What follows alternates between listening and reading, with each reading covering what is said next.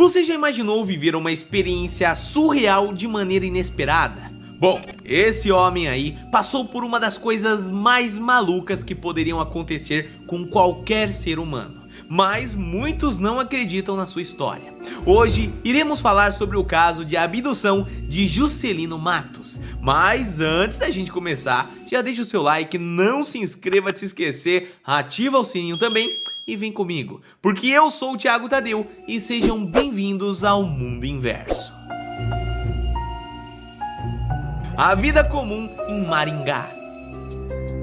Juscelino Matos nasceu na cidade de Jaguapitã, um pequeno município no estado do Paraná, localizado no sul do Brasil. Mas quando ainda era muito novo, acabou se mudando para Maringá, cidade que mudaria sua vida para sempre. Sua história inacreditável ocorreu em um dia também inacreditável. De acordo com Juscelino, foi em 13 de abril de uma sexta-feira 13 que um dos casos mais misteriosos de abdução do Brasil teria seu início. A data também marcava a Sexta-feira da Paixão, evento bastante cultuado pelos cristãos e que para os católicos envolve ir à missa. Por conta disso, a mãe de Juscelino queria muito ir e todos se encontraram na casa da sua irmã para poderem seguir juntos o seu caminho até o local do culto. O dia seguia como qualquer outro, apesar de ser uma sexta-feira 13. Bom, tava tudo certo até que o carro do cunhado de Juscelino não funcionasse. O Fusca era novo, de acordo com a história dele, mas o carro não queria pegar de jeito nenhum. Com isso, todos se atrasaram para a missa e a mãe de Juscelino desistiu, preferindo voltar para casa. Foi somente nesse momento que, estranhamente, o Fusca resolveu funcionar, mas mesmo assim, não cabiam todas as pessoas nele. Na volta para casa, Juscelino teve de voltar a pé junto do seu irmão mais novo. O caminho era seguro, mesmo sendo tarde da noite, então nenhum dos dois ligava muito para caminhar um pouco sobre as estrelas. Bem, mas é como eu disse antes, né? Esse dia mudaria a vida de Juscelino para sempre. A experiência paranormal. Juscelino estava voltando para casa com o seu irmão mais novo, enquanto o nosso personagem principal estava com 17 anos na época. Seu irmão mais novo ali estava com 13, e foi o pequeno quem percebeu que algo muito estranho estava acontecendo. Os dois estavam passando por um local onde havia um grande abacateiro e uma espécie de buraco de erosão bem profundo, que ficava entre eles e a árvore. O irmão de Juscelino viu nesse momento que havia uma estrela que parecia pulsar. Ela brilhava distante no céu, mas também dava a impressão de estar seguindo os rapazes durante o caminho.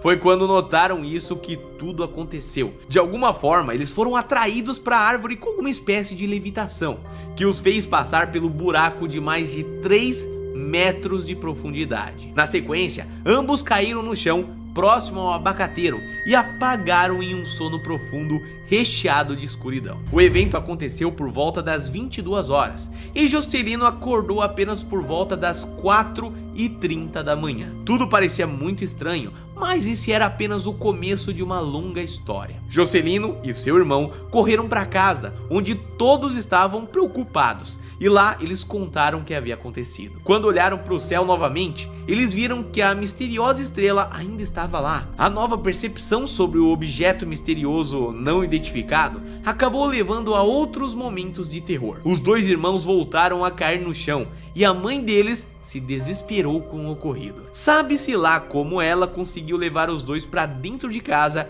e começou uma espécie de tratamento natural. Depois de uma longa massagem com álcool e cânfora, os dois voltaram ao normal e não entenderam nada do que estava acontecendo. Bom, ninguém entenderia, né? Mas todos sabiam de uma coisa: algo paranormal era o grande motivo de tudo aquilo. Juscelino não sabia o que era na época, mas suspeitava de um contato direto com alienígenas. Seu cunhado também suspeitava disso e por isso correu para a polícia para dar uma queixa. Na manhã seguinte, Juscelino acabaria se tornando uma das pessoas mais conhecidas da cidade. A fuga de Maringá. Com a queixa na delegacia, os jornais locais acabaram sabendo do estranho caso da possível abdução. Todos os holofotes acabaram recaindo sobre Juscelino, que era mais velho e poderia dar melhores explicações, mesmo que ele não soubesse muito sobre o que de fato ocorreu naquela noite. Na cidade, muitas pessoas acreditaram de fato de que algo sobrenatural realmente aconteceu, mas a grande maioria duvidava da história, e com isso surgiu uma pressão enorme sobre Jocelino. Isso levou ele a fugir de Maringá para morar em outra cidade da região. Jocelino então ficou quase 3 anos morando fora do lugar onde cresceu até os seus 21 anos. E aí ele retornou para Maringá. Ele nunca esqueceu aquela noite, mesmo que outras coisas importantes tivessem acontecido em sua vida, como o seu casamento. Nessa volta para casa, Jocelino acabou conhecendo um grupo de ufologia famoso da região, e juntos eles queriam descobrir sobre a fatídica noite. Para isso foram realizadas 17 gravações de hipnose em fitas, todas revelando coisas inacreditáveis. Na época, o material foi considerado o caso de abdução com o melhor registro do Brasil, um feito e tanto que rendeu a eles um livro chamado UFO Abduction at Maringá. E curiosamente, esse livro foi publicado no exterior. Retorno e compreensão. Agora, o que de fato aconteceu? Por quais experiências inacreditáveis ele teria passado? O que ele teria visto? Jocelino descobriu tudo isso com as extensas e cansativas sessões de hipnose. Seguindo a ordem da história, primeiro ele e o seu irmão foram atraídos até a grande árvore do outro lado do buraco e apagaram no chão instantes depois. O que ele não sabia é que tinha sido levado até uma espécie de nave espacial, enquanto seu irmão mais novo permaneceu dormindo na grama.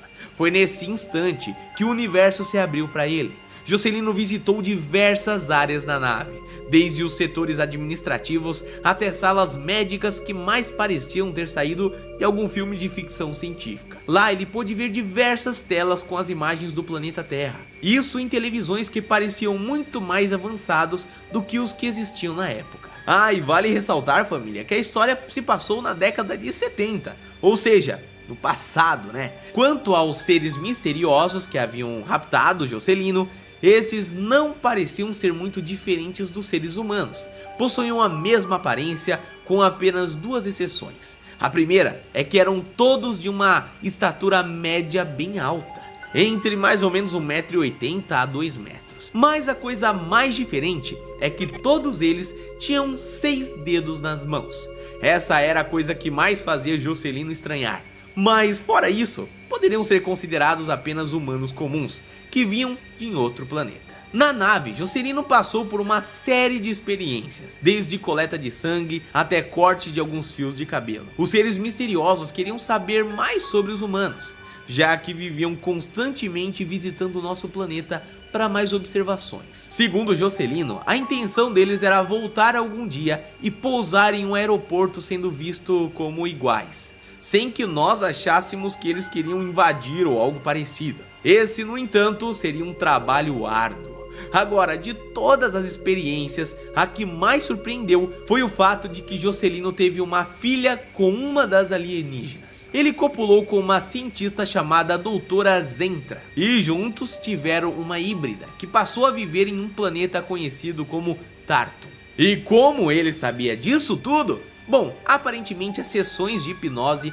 trouxeram muito mais do que o que aconteceu naquela noite de sexta-feira 13. Os seres misteriosos voltaram mais vezes para visitar Jocelino, e isso fez com que mais 40 anos após a abdução, o homem publicasse outro livro. Em 2020, depois de mais algumas sessões de hipnose, Jocelino lançou a incrível História de Abdução em Maringá, contando em português tudo o que aconteceu em sua vida e como vive hoje em dia sabendo que alienígenas existem. Atualmente Jocelino trabalha como eletricista industrial e também como terapeuta energético. Pelo menos foram essas informações que eu encontrei na internet. Ele busca aplicar os conhecimentos que teve da experiência paranormal. Em entrevista ao GMC Online, ele até destacou que após a abdução, ele passou a ser outra pessoa, muito mais calma e consciente sobre o mundo. Meu Deus do céu.